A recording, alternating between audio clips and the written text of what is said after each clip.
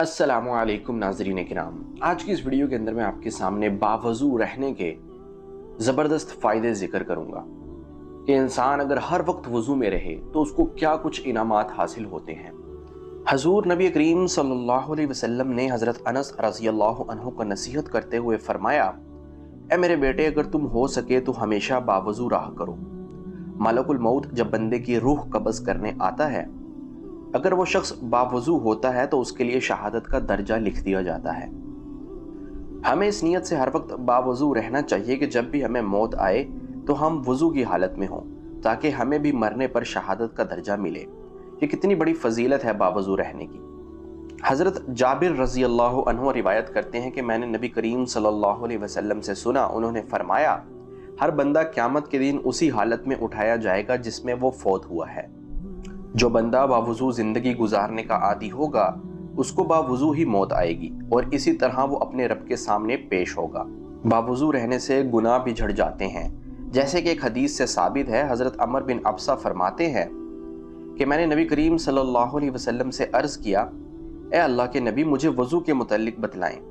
आप सल्लल्लाहु अलैहि वसल्लम ने इरशाद फरमाया, जब तुम में से कोई शख्स सवाब की नीयत से वज़ू करता है, उस दौरान जब वो कुल्ली करता है, नाक में पानी डालता है, उसे अच्छी तरह साफ करता है, इस अमल की वजह से अल्लाह ताला उनके मुंह और नाक के गुनाह माफ़ फरमा देते हैं।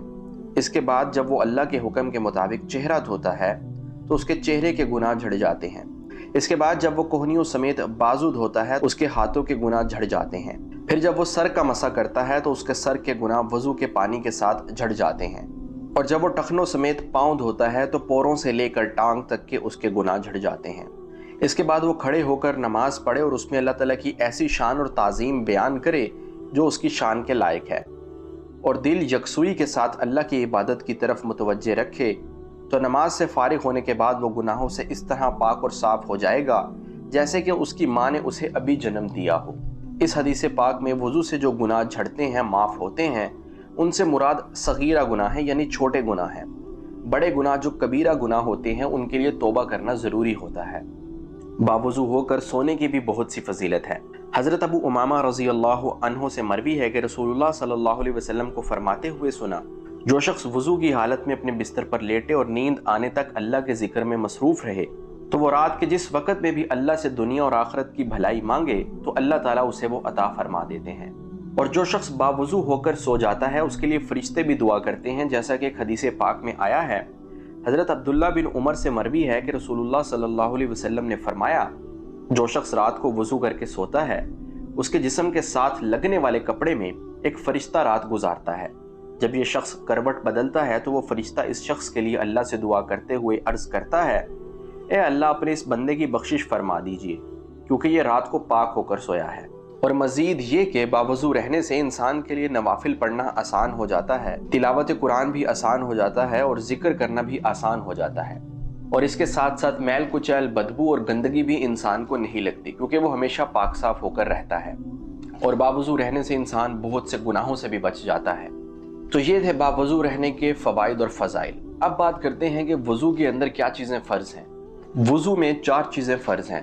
अगर ये 4 चीज़ें नहीं होंगी तो वज़ू नहीं होगा, इसलिए इन 4 चीज़ों का पूरा करना ज़रूरी है। पहली ये कि पूरे चेहरे को धोना, पेशानी के बालों से लेकर ठोड़ी तक और एक कान की लो से लेकर दूसरे कान की लो तक पूरे चेहरे को धोना। दूसरा फ़र्ज़ ये है कि कोहनियों समेत मुकम्मल बाजू धोना। तीसरा फ़र्ज़ ये है कि सर का मसा करना। चौथा फ़र्ज़ है टखनों समेत पाँव का धोना।